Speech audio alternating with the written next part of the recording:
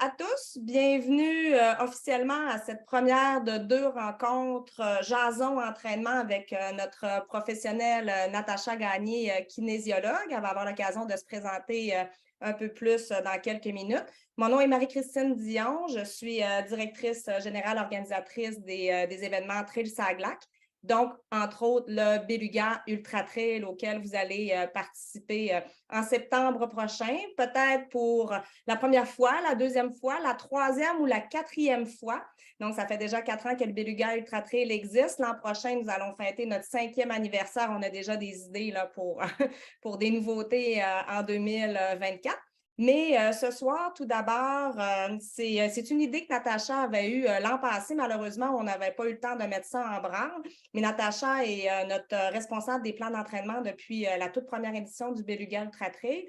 Puis, on trouvait ça important de vous accompagner, pas juste sur papier, mais effectivement de pouvoir répondre de façon directe à vos questions sur l'entraînement, sur la préparation de l'entraînement. Natacha a fait des plans qu'elle a révisés, puis ils vont être disponibles dans les prochaines semaines aussi. Vous pourrez réadapter votre entraînement. Et je suis accompagnée ce soir de notre directrice des communications, Maxime Drolet, que vous avez peut-être vu sur les parcours, sur les réseaux sociaux. Donc, c'est la responsable des réseaux sociaux. Et c'est elle qui va animer la rencontre ce soir avec Natacha. Donc, Maxime, je te laisse la parole. Bonjour à tous, je me présente Maxime Drolet, responsable des communications. Vous excuserez ma voix. Je l'ai perdue il y a 5 semaines, je ne l'ai jamais retrouvée. C'est ça que ça fait travailler dans des camps de vacances. Donc, en fait, on va commencer sans plus tarder. C'est très simple. On a décidé de diviser la rencontre en différentes sections. Donc, on va parler d'équipement, de nutrition, d'entraînement et de blessures. Donc, si jamais vous avez une question concernant un de ces différents blocs-là, ça va être possible et c'est même encouragé là, que vous nous faisiez part de ces questions-là. On est vraiment là pour ça aujourd'hui, donc pour répondre à vos questions. Donc, on peut commencer tout de suite avec le premier bloc qui est l'équipement. Donc, tout ce qui concerne bâtons, chaussures, vestes d'hydratation, quel type de vêtements je devrais porter, des choses comme ça. Est-ce qu'il y en a présentement dans la réunion Zoom qui auraient des questions qui a trait à l'équipement? Oui, moi, c'est Geneviève. Dans le fond, j'aurais une question. Est-ce qu'on a le droit au bâton sur le 42 km durant la course? Donc, oui, on a droit au bâton. Après ça, si les bâtons sont conseillés ou non, je vais laisser Natacha répondre. Oui, c'est ça. Oui. Ben, en fait, les bâtons, ils vont être conseillés dans certains cas particuliers. Tu sais, les bâtons, ils vont servir sur des ultra longues distances qui vont prendre un certain temps à faire aussi, tu sais, parce qu'un 45 km peut prendre 10, 12 heures à faire comme il peut prendre 4 heures, ça dépend vraiment. Puis, ils vont être conseillés aussi pour décharger les membres inférieurs, donc tout ce qui est cheville, genoux, hanches et tout ce qui accompagne ces régions-là.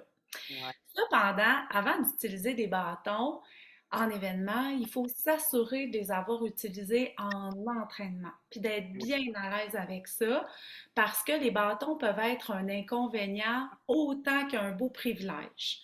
Maintenant, dans les différentes distances du beluga, quoi qu'ils sont autorisés partout, dans le 17 km, sont peut-être moins conseillés. Puis la raison est simple, c'est que vous êtes beaucoup sur le départ, puis vous allez être collés dans les single track parce que la majorité du parcours est en single track, donc en sentier où une personne seulement peut passer. Fait que ça devient dangereux d'en avoir beaucoup sur le parcours pour les gens qui sont derrière ceux qui en ont. Parce que des fois, on est un petit peu plus collé ou on veut tenter un dépassement. Fait que moi, je dirais 45-30 à considérer selon votre condition. Si vous en prenez, assurez-vous de vous avoir entraîné avec ça. Pour le 17, on essaie de les éviter, à moins qu'on ait une blessure de dernière minute là, pour laquelle les bâtons vont vraiment être un aidant. Parfait, merci beaucoup, Natacha. Est-ce qu'on avait une autre question concernant l'équipement? Oui, moi, Moni, je ne sais pas si ce serait intéressant de savoir les gens qui sont ici, c'est-tu leur première fois, puis quelle distance ils vont faire, là? Parce que moi, c'est la première fois, puis c'est comme un pari que j'ai perdu. Fait qu'on va faire le 17. Puis ma question, c'est est-ce qu'on peut revenir sur est-ce qu'il y a du stock obligatoire à avoir pour la ligne de départ avant de se lancer dans des achats, puis finalement, ça ne sera pas la bonne chose ou que ça ne sera pas tant adapté que ça? Au niveau des choses obligatoires, tu sais, ce qui n'est pas obligatoire, ben c'est propre à chacun, mais pas arriver là puis se faire virer de bord là, parce qu'on n'a pas ce qu'il faut. Sur ça, je vais laisser la directrice Marie-Christine Dion répondre. C'est une excellente question, Monise. Il n'y a aucun matériel obligatoire vérifié au Beluga Ultra Trail, mais il y a du matériel qui est fortement recommandé. Comme entre autres la couverture de survie, qui est une toute petite couverture qui pèse 200 grammes, même pas. Les gens, des fois, ils disent « Ah, ça ne sert à rien », mais si tu te blesses, il y a des zones qui sont quand même assez isolées. On a une super équipe de secouristes qui est là sur place. Mais s'il fait plus froid, des fois, quand on est blessé, notre température baisse aussi corporelle et tout ça. Fait que moi, ce que je recommande, sans que ça soit obligatoire, donc on ne vérifie pas le matériel, mais la couverture de survie, le sifflet, bien évidemment, même si vous allez être plus de 1000 coureurs sur le parcours au total. Donc, ça fait quand même du monde, mais parfois, tu peux être isolé pendant un certain moment, un certain nombre de minutes. Fait que d'avoir un sifflet, c'est quelque chose qui est pratique aussi. Il y a au niveau de l'hydratation, on recommande au moins un 500 ou un 1000 millilitres d'eau, donc l'équivalent de 2 gourdes Salomon là, ou si tu as un Camelback en arrière, la même chose. Tu as des ravitaux qui sont quand même assez espacés, donc entre 15 et 10 km entre chacun des ravitaux. Fait que c'est certain que personnellement, courir le Beluga Ultra Trail sans ceinture d'hydratation ou sans quelque chose pour avoir de l'eau, mettre ta couverture de survie, un peu d'électrolytes ou des choses à manger, c'est un minimum qu'il faut avoir. Maxime, je vais me permettre de compléter la réponse de Marie. Donc, pour Monise, là, pour ton premier événement sur un 17 km que Marie-Christine vient de nommer, ça va être très important pour toi. Fait qu'assure-toi d'avoir une source de glucides dans ton sac.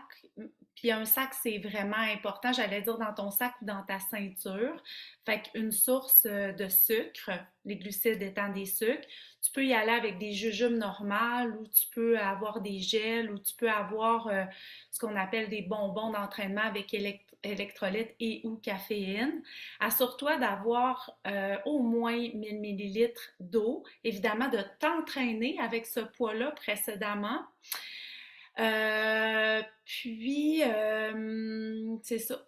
Au moins, j'étais en train de réfléchir si j'avais oublié quelque chose. Au moins ça pour ton 17 km parce que tu ne sais pas combien de temps ça va te prendre entre le départ et le premier ravito, là, qui est quand même après 12 km. Tu peux facilement courir ou marcher pendant 2 heures avant d'avoir accès à de l'eau et de la nourriture.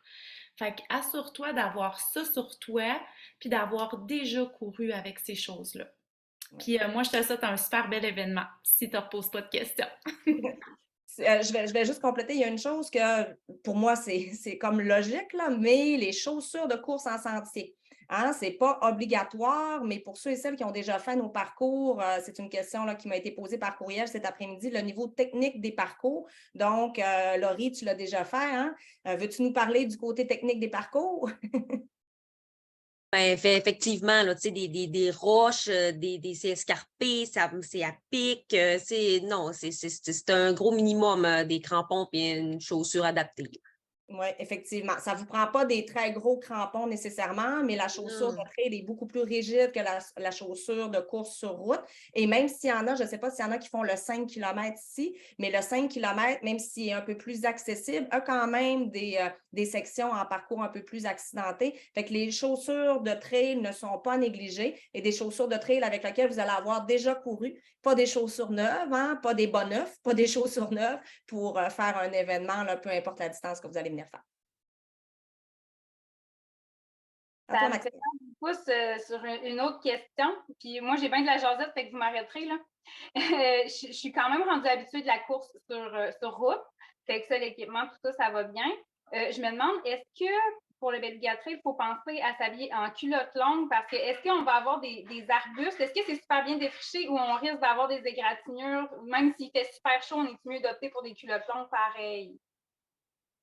Là-dessus, je vais laisser Marie-Christine répondre aussi là, pour commencer. On a la chance d'avoir notre parcours du Beluga Ultra Trail en territoire CEPAC et on a une excellente collaboration du Parc national du Fjord du Saguenay. Donc, je te dirais que le sentier, là, à 99 là, il est très, très bien dégagé en largeur. Il peut arriver quelques sections où tu vas avoir peut-être des petits framboisiers ou des choses comme ça, mais majoritairement, tu n'as pas d'obstacle sur le côté du parcours. Fait que c'est sûr que les pantalons longs ne sont pas recommandés là, sur le type de parcours qu'on vous propose au Beluga Ultra Trail. À moins qu'il fasse froid et que tu aies le goût de te mettre des leggings longs, mais c'est pas le parcours ne l'oblige pas.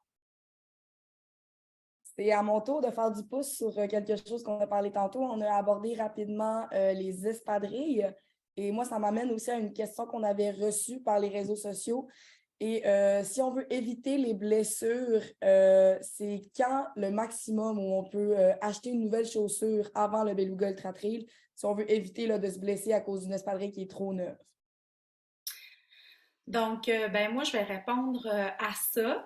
Donc, c'est super touché, puis ça dépend vraiment du type d'espadrille qu'on va choisir pour remplacer celle qu'on avait déjà, qu'elle ait été en trail ou en route. Parce que quand on choisit une chaussure, il y a plusieurs aspects à considérer. Il y a sa souplesse, tant dans le côté de son horizontalité que de sa torsion. Il y a l'épaisseur de la chaussure aussi, puis il y a la drop, donc la hauteur du talon. Donc, si on passe d'une chaussure de trail vieille à un modèle semblable au niveau des caractéristiques que je viens de nommer, le temps d'adaptation est beaucoup moins long que si on choisit de changer ces choses-là, peu importe la raison. Fait que je dirais en 2 et 12 semaines. Ça dépend. Puis même, moi, je travaille beaucoup avec la clinique du coureur, donc avec Blaise Dubois. Puis on donne des adaptations qui vont aller jusqu'à 12 mois quand on va changer certaines caractéristiques de chaussures. Parfait, merci beaucoup. Est-ce qu'on avait d'autres questions concernant plus spécifiquement l'équipement? Génial. Donc, si on n'a pas d'autres questions, on va pouvoir passer au second bloc qui lui concerne la nutrition. Donc, je ne sais pas s'il y en avait présentement avec nous dans la vidéo qui aurait eu des questions à poser concernant la nutrition. Donc, comment on se prépare pour bien se nourrir lors du Beluga Ultra Trail. Génial. Donc, on va y aller directement avec les questions que j'avais reçues par les réseaux sociaux.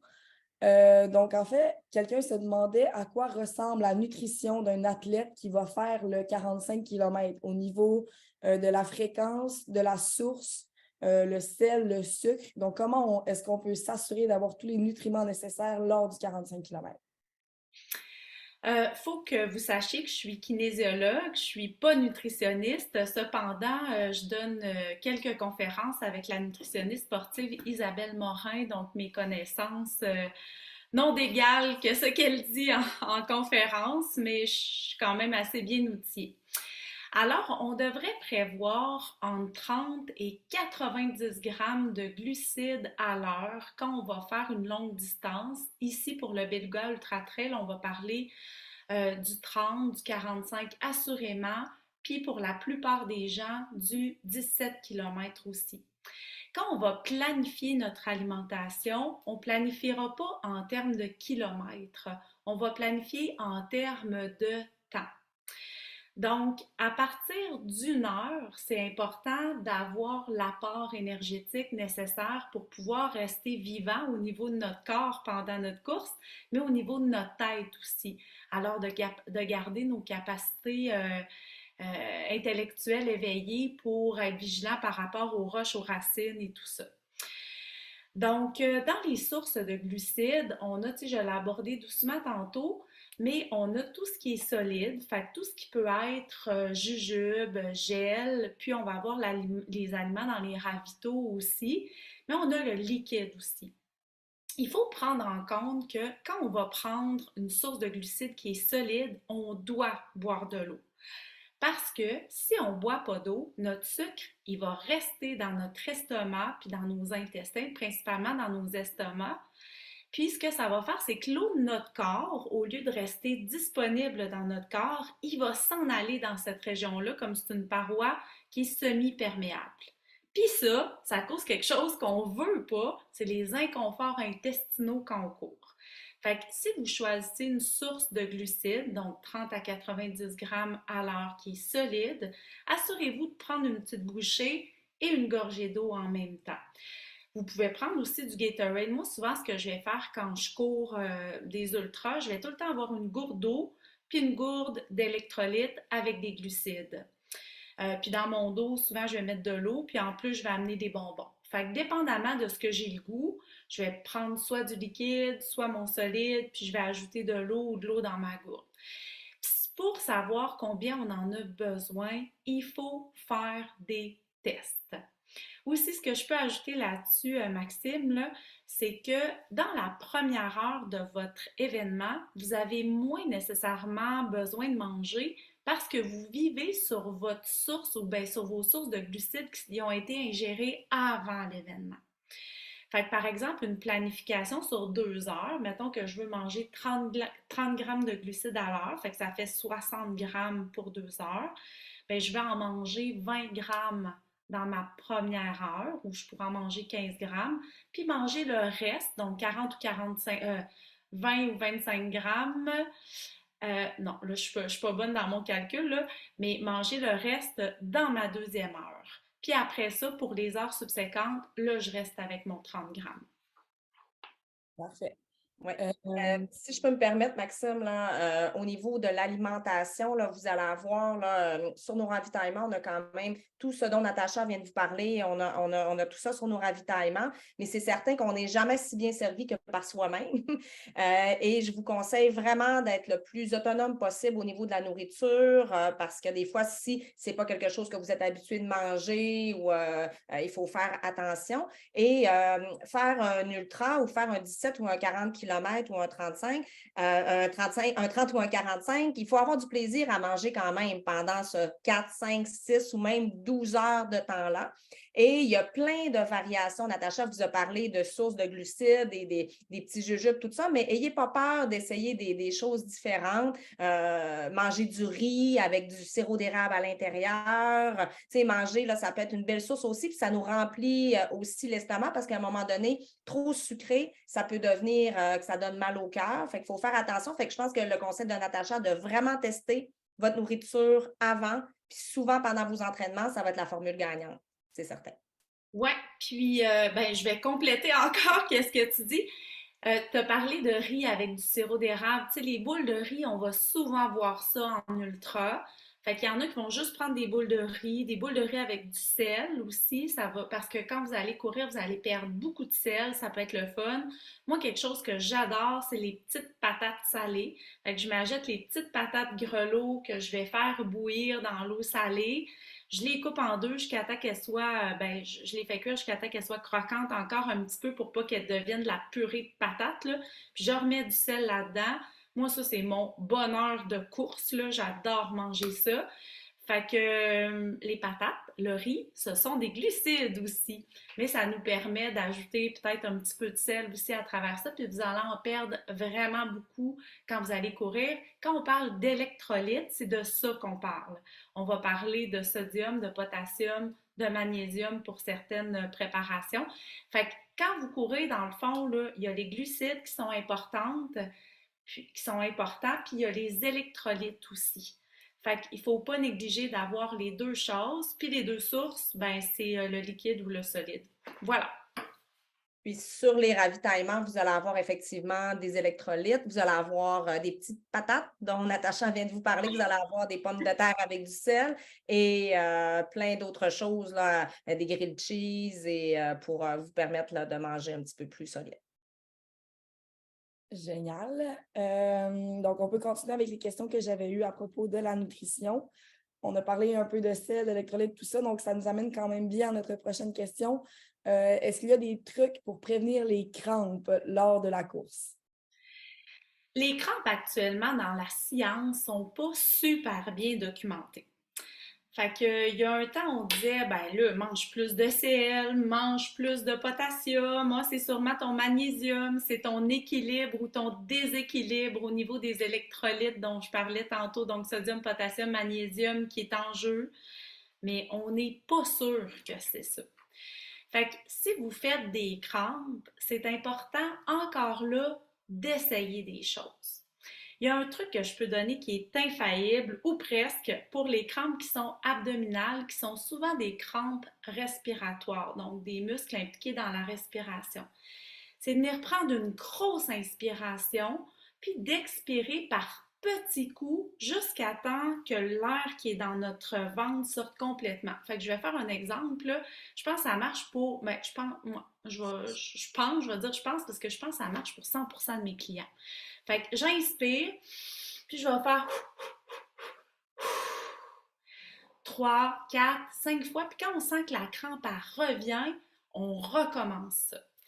Fait que c'est sûr que si je veux essayer des choses pendant la course parce que j'ai une crampe au mollet, ben je peux essayer de m'étirer, je peux essayer de manger des choses différentes.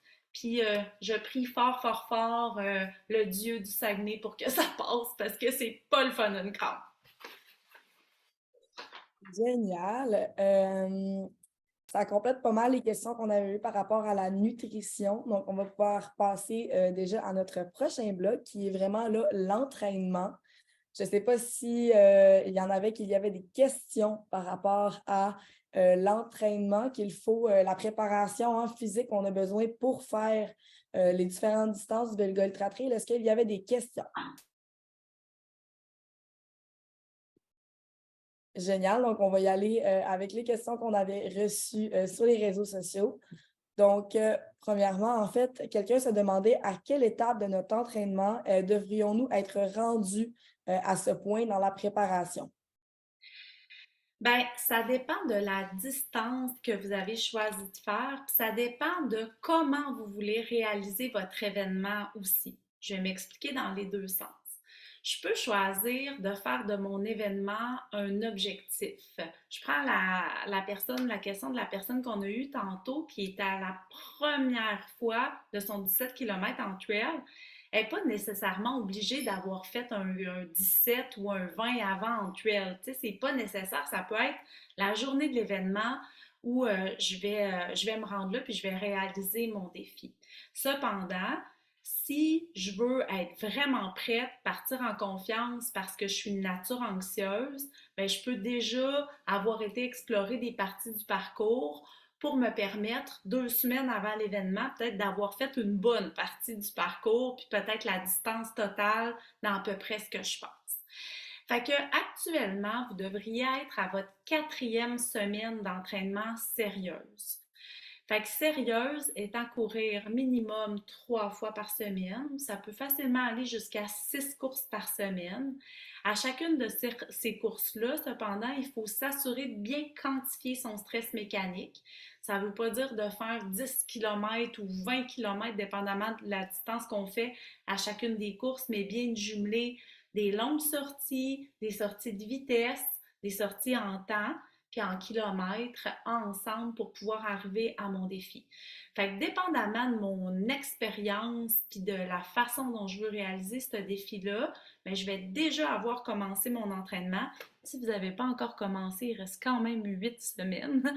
Ou si j'ai beaucoup d'expérience, ben c'est le temps de commencer à penser à regarder le parcours puis à mettre des entraînements qui vont être un petit peu plus spécifiques.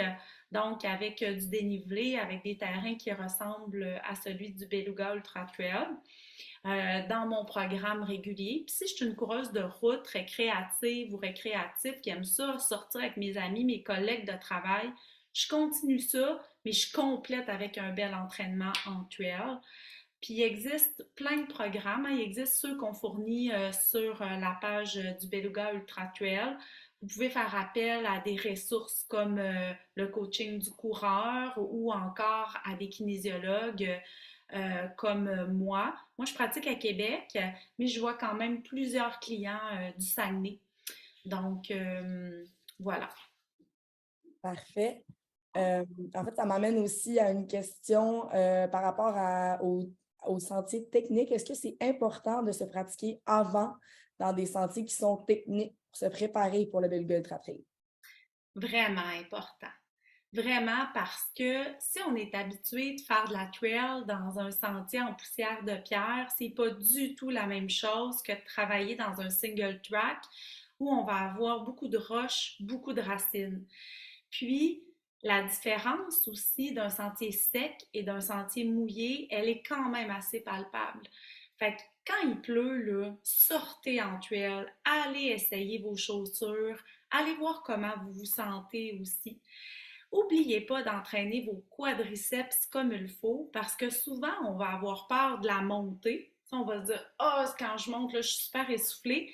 Mais on néglige beaucoup la descente qui va demander énormément de travail à vos quadriceps en excentrique. Ça veut dire de retenir la charge.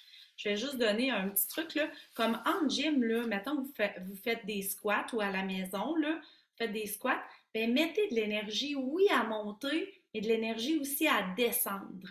Puis vous pouvez même faire des squats sur une jambe ou est-ce que vous allez partir sur une surface qui est surélevée, par exemple sur un petit banc, puis où est-ce que vous allez amener votre jambe libre à aller un petit peu plus bas pour que votre quadriceps travaille bien à retenir votre corps quand vous êtes en position de descente. Faire des petits sauts, c'est une super bonne idée aussi.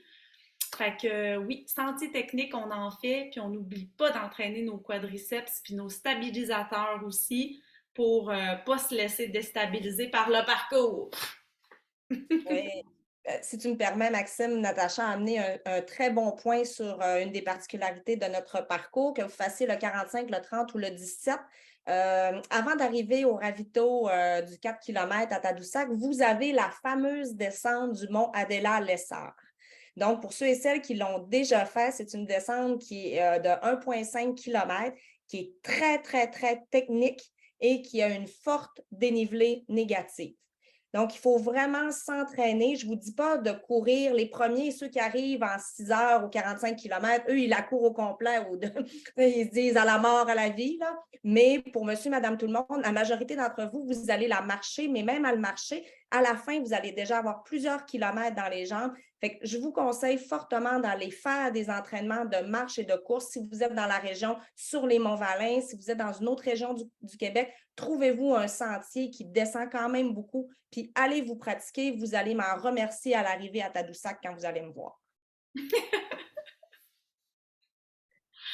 Génial. Est-ce que ça a soulevé des questions pour certains concernant l'entraînement ou est-ce que c'était bien clair? Donc, génial. Ben, moi, je vais offrir aux gens, si vous avez des questions qui concernent votre entraînement, que vous suiviez ou non les plans du Beluga Ultra Trail, vous pouvez toujours m'écrire sur ma page Facebook, Natacha Gagné, kinésiologue. Ça me fait plaisir de vous répondre. Puis, je vais être à l'événement aussi, fait que je vais être super contente d'avoir participé à votre réussite. Fait que n'hésitez pas, des fois, on se sent un peu gêné de poser des questions, mais posez-les vos questions, ça sécurise. Puis des fois, la réponse, elle nous surprend un peu, puis elle va faire qu'on va faire les bonnes choses finalement. Génial. Donc, on va pouvoir passer à notre dernier bloc qui concerne les fameuses blessures. Donc, je ne sais pas si on avait des questions des gens dans le Zoom concernant les blessures. J'en ai une. Justement, là, je suis en rémission d'une petite entorse là, qui traîne depuis un petit 3 semaines là, à un genou. Puis là, ben, mon entourage essaie de ne pas me décourager, là, mais ils ne veulent pas que je me blesse plus. Donc, ils veulent comme plus ou moins que je participe. Mais je me dis, il reste encore 8 semaines. Je pense qu'en étant intelligent dans la préparation, dans l'entraînement, est-ce que ça semble réaliste ou pas pantoute? Ton entorse, premier, deuxième, troisième degré, Deuxième.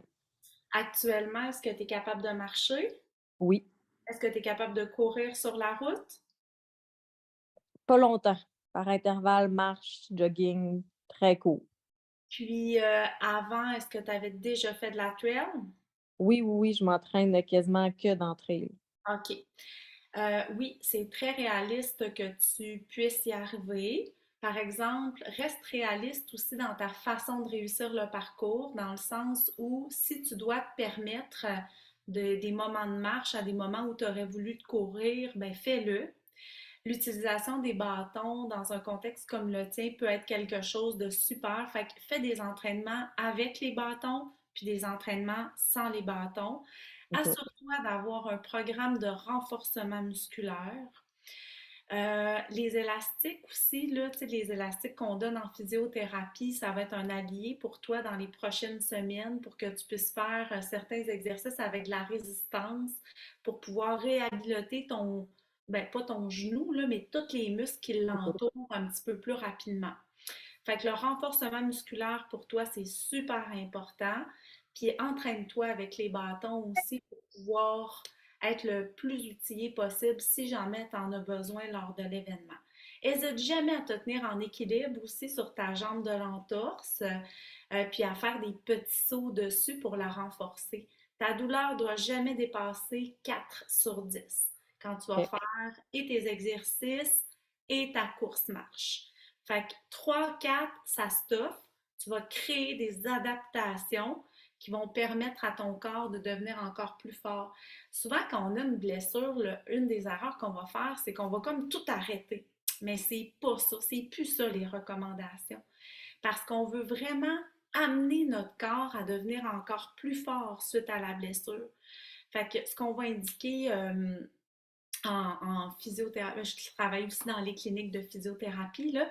Ce qu'on va indiquer, c'est de se rendre au 3 à 4 sur 10, de prendre une journée de repos au besoin et de recommencer. Fait beaucoup d'entraînement croisé aussi. Bienvenue. N'hésite pas si tu as des questions. Parfait. Est-ce qu'on avait quelqu'un d'autre qui avait des questions par rapport aux blessures? Donc, on va continuer dans cette direction-là avec des questions qu'on avait eues par les réseaux sociaux. En fait, est-ce que tu aurais des trucs ou des astuces pour les gens pour justement éviter de se blesser durant surtout la préparation pour une course? Je ne sais pas si vous connaissez le principe, le fameux principe de quantification du stress mécanique qu'on enseigne, que j'enseigne à tous mes clients, du plus jeune au plus grand. C'est qu'il faut en faire juste assez pour permettre à notre corps de s'adapter, mais pas trop pour se blesser. Fait que si on fait toujours la même chose, on s'améliorera jamais. Si on monte, tu sais, qu'on en demande toujours un petit peu plus à notre corps en laissant un temps de repos qui est suffisant, notre corps, il va s'adapter. Fait que écoutez bien votre corps.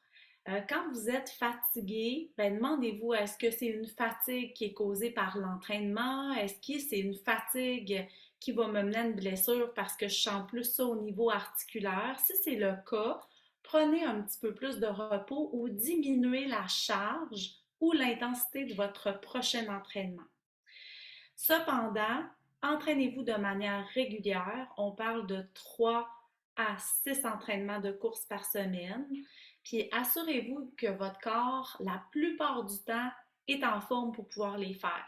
Être courbaturé à chaque entraînement, là, c'est pas une bonne nouvelle. Tu sais, des fois, on se dit « Ah, je suis allée à tel entraînement, je suis raquée, là, j'ai travaillé fort. » T'en as peut-être un petit peu trop fait à cet entraînement-là. Fait être raqué une fois de temps en temps, c'est normal, c'est bien. Être toujours courbaturé, raqué, c'est pas une bonne chose. Vous allez surcharger votre corps, puis à long terme, ça va entraîner des blessures. Fait qu'assurez-vous d'en faire juste comme il faut en faire. C'est dur. Il faut apprendre à se connaître pour faire ça. Plus on en fait, meilleur on est avec nous-mêmes. Si je peux me permettre, tu parlais des plans d'entraînement tout à l'heure, Natacha. Votre meilleur allié, c'est d'avoir un plan d'entraînement parce que les kinésiologues ou les personnes qui ont fait les plans d'entraînement respectent cette charge-là, justement. Donc, même si des fois, il y en a qui disent le plan, il n'est pas fait, personnalisé pour moi. Non, Natacha, elle n'a pas fait un plan personnalisé pour l'ensemble des athlètes du Beluga Ultra Trail, mais elle a quand même été capable d'aller chercher les moments cruciaux où elle a alterné, elle a fait une augmentation qui est logique dans le plan d'entraînement. Elle n'a pas passé de 5 km à 25 km la semaine d'après. Donc, je pense que votre meilleur allié, c'est vraiment un plan d'entraînement qui est adapté à la distance que vous allez faire. Ça, c'est certain. Génial. Donc, ça nous amène à notre prochaine question. En fait, est-ce qu'il y a des douleurs en particulier qu'on doit surveiller lorsqu'on s'entraîne pour une course en trail? Toutes les douleurs qui sont articulaires doivent nous lever un petit flag rouge. Par articulaire, j'entends celles qui vont être directement localisées au niveau du genou, de la hanche, de la cheville et même des orteils. Ce qu'on va retrouver souvent au niveau des orteils, au niveau du pied, ce sont les fractures de stress non négligeables. Fait que quand c'est plus musculaire, ben c'est quelque chose qui se traite quand même bien. Quand c'est articulaire, c'est un petit peu plus sournois. Il faut savoir que quand on se blesse, il y a deux causes principales. C'est la cause d'utilisation, de surutilisation, fait que de faire un mouvement répété qui va créer la blessure. Puis entre elles, une blessure qu'on va voir super souvent, c'est celle qui vient d'un choc. Donc, une chute ou une retenue de membres par une racine, des choses comme ça. Celles-là, malheureusement, sont plus difficiles à éviter. Mais c'est pas parce qu'on est blessé qu'on doit mettre une croix sur notre entraînement. C'est juste que là, c'est le bon moment d'aller consulter un professionnel de la santé. Le kinésiologue, c'est pas la bonne personne. Trouvez votre physiothérapeute. Dans votre coin, vous avez Michel Rivet, qui est certifié à la Clinique du coureur, entre autres. Là, il doit en avoir d'autres aussi. Vous partagerez. Il y a Myriam Boucher aussi. Myriam, elle est kinésiologue. Ah, c'est vrai, mais il y a des gens à sa clinique Oui, il y a des gens à la clinique Remix Santé, effectivement. Oui, puis dépendamment au Saguenay aussi, on a Lambert Physio. Dépendamment de votre région, vous avez effectivement là, des très bons professionnels qui peuvent vous accompagner. Demandez quand vous allez appeler à la clinique s'il y a quelqu'un, il y a un professionnel qui est spécialisé en course à pied, parce qu'on a tous nos champs d'expertise. On est capable de faire à peu près tout en tant que professionnel, mais quand on voit plus de clients dans un sport X, on vient qu'on connaît davantage ceux qu'on entraîne, ceux qu'on réhabilite aussi. Fait que demandez-le à ce moment-là. Génial. Est-ce qu'il y en avait d'autres qui avaient des questions concernant soit les blessures ou juste en général concernant la préparation pour débuter là, une course d'envergure comme le Beluga Ultra Trail? Oui, moi j'ai une autre question. Les 3-4 jours avant le Beluga Trail, ça devrait ressembler à quoi les entraînements? 3-4 jours avant, tu vas être dans ta période qu'on appelle. Excuse-moi, Monisa? Mettons la semaine avant, là, dans la semaine avant le Beluga Trail, qu'est-ce qu'on de. Tu sais, je me dis, je pousse à la machine pour m'essayer un 17, c'est pas une bonne chose de refaire ça la semaine d'avant? Voilà. La semaine d'avant, puis plus l'événement va approcher, plus tu vas pouvoir ou tu vas vouloir être en forme pour ton événement. Fait qu'on appelle ça la période d'affûtage, la période de taper, qui peut être de 1 à 3 semaines avant ton événement, dépendamment de ton expérience puis de ce que tu veux faire aussi, tu sais. Fait que ce qu'on veut faire pendant la période d'affûtage, c'est diminuer ton volume, donc diminuer ton temps d'entraînement, puis diminuer ton kilométrage, mais garder une bonne intensité. Fait que d'aller chercher des périodes d'essoufflement qui sont très élevées, comme tu vas avoir vécu à l'entraînement. Parce que quand on va faire des nouvelles intensités, quand on va les faire mécaniquement, là, on peut se blesser. Fait qu'il faut que tu aies atteint ces niveaux d'intensité-là à l'entraînement précédemment.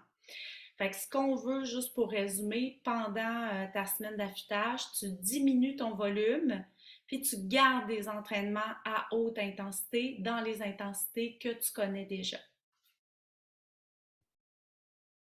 Parfait. Est-ce qu'on avait d'autres questions? Moi, j'ai une question. Non, je voulais apporter tantôt quand on a parlé de blessures, je me suis dit, il faut que je leur parle de ça, des frottements. Fait que quand on va courir une longue distance, il ne faut jamais négliger nos petits morceaux de peau qui ont bien le goût de frotter ensemble, puis notre équipement aussi, comme les vestes d'hydratation. Fait que pour les filles, souvent à l'intérieur des cuisses, c'est problématique. Pour les gars, ce qui se trouve entre les cuisses, ça va être problématique. La petite craque de fesses aussi, des fois, à cause des problèmes. Puis au niveau des aisselles, chez les filles, on va avoir les soutiens-gorge qui peuvent être infernales. Fait que n'hésitez pas à utiliser des solutions anti-frottement. Il existe des baumes. La vaseline, elle est utilisée par plusieurs personnes. Il y en a qui n'aiment pas la texture de ça. Il y en a qui vont se mettre des tapes aussi, du duct tape, parce que les frottements aussi sur les pieds, ça crée des ampoules, c'est pas le fun. Fait que renseignez-vous là-dessus. Surtout, essayez-le dans vos longues distances. Essayez votre équipement aussi, autant que la nourriture que vous allez avoir pendant l'événement. Hein, je me suis posé une bonne question, hein, Maxime? C'est une très bonne question. Je Mais- suis quand même victime de frottement, donc je comprends. C'est une très bonne question. Est-ce qu'on avait d'autres questions? Moi, j'avais peut-être une question. Puis merci pour la capsule frottement. Là. C'est vrai que c'est quand même des enjeux fréquents. Là. Moi, je vais courir le 30 km, puis je me demandais, je l'ai fait l'an passé, là, mais correct entraîné, mettons, là, ça. Puis je voulais savoir, c'est quand le meilleur moment, mettons, que je veux me rapprocher de cette distance-là pour le faire en entraînement, en trail? Tu vas faire tes grosses semaines d'entraînement 4 ou 3 semaines, tes grosses fins de semaine ou tes gros moments, 4 ou 3 semaines avant ton événement. Fait que généralement, moi, c'est là que je vais prévoir les week-end shocks pour mes athlètes ou les longues sorties pour qu'après, elles puissent tomber en période de repos ou encore pour me donner une semaine tampon si la sortie a moins bien été. Où est-ce que là, on va pouvoir se réajuster? Fait que pour répondre à ta question, 3 à 4 semaines avant l'événement, c'est le meilleur moment. Comme ça, si t'arrive un avarie pendant ton événement, il est encore le temps de réagir. Si ça a mal été, tu vas pouvoir refaire peut-être 2 sorties collées qui vont totaliser ta distance. Fait que voilà ma réponse. Merci beaucoup. Et puis je te souhaite une belle course, Nadège. Merci. J'aurais une question, Natacha, pour toi. Admettons que dans ton plan d'entraînement, tu nous recommandes de courir entre 23 et 25 km une journée, mais cette journée-là, ben, j'ai des jeunes enfants, j'ai moins le temps ou des choses comme ça. Est-ce que c'est bien de fractionner une longue distance ou je suis mieux de faire juste la moitié puis pas faire le reste? Qu'est-ce que tu recommandes? Définitivement la fractionner. Généralement, dans des contextes comme ça, ce que je vais dire à mes clients, c'est de faire les choses dans une période de 24 heures.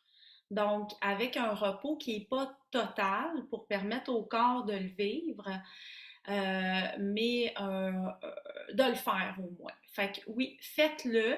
Si c'est pas possible, on panique pas non plus. On essaye de faire les meilleures choses pour pouvoir atteindre ça. En fait, là, paniquer avant une course, là, c'est une des pires affaires à faire. On peut arriver pas prêt, on peut arriver prêt, mais dans un sens comme dans l'autre, si on panique, c'est une mauvaise idée. Fait que on est là, on le fait, puis on va vivre avec notre préparation d'avant. Fait que oui, la fractionner, mais dans le meilleur des mondes, quand ce sont des longues sorties, on essaie de les faire au total. Ça va vous donner beaucoup de confiance, surtout pour ceux qui en sont à leur première fois. Parfait. Est-ce qu'on avait d'autres questions? Pas de questions. Génial. Donc, c'est ce qui va conclure cette première rencontre, donc Jason Entraînement. Donc, merci beaucoup d'avoir été là. Si jamais vous avez des questions, vous avez des problématiques, vous vous posez encore des questions sur différents sujets qu'on a abordés, n'hésitez pas à nous les faire parvenir à nous ou directement à Natacha. Ça va nous faire plaisir de répondre ou de vous diriger vers le bon professionnel pour vous aider là, dans votre préparation. On va vous souhaiter à tous une bonne fin de préparation. Le Beluga arrive quand même assez vite. On est à 2 mois de l'événement. Donc, on vous souhaite bonne chance pour la préparation. Et dans peut-être un mois, on va refaire une séance comme celle-là qui va vraiment plus se concentrer sur la journée même, sur des trucs qui vont se passer durant la course. Si jamais ça va vous intéresser, vous allez pouvoir vous joindre à nous et encore une fois, là, poser toutes vos questions à Natacha et à Marie-Christine. Oui, l'enregistrement va être disponible. On va le publier dès que possible. Donc, d'après moi, demain, il va être rendu disponible sur nos réseaux sociaux et sur le site du Beluga Ultra Trail. Donc, n'hésitez pas à nous suivre sur Facebook, Instagram, à partager vos entraînements pour atteindre votre but 2023. Donc, ça fait un plaisir de vous recevoir ce soir. S'il y en a qui ont des questions qui n'osaient pas poser en grand groupe, on peut rester quelques minutes. Sinon, on se revoit sur le fil de départ ou à l'arrivée le 16 septembre.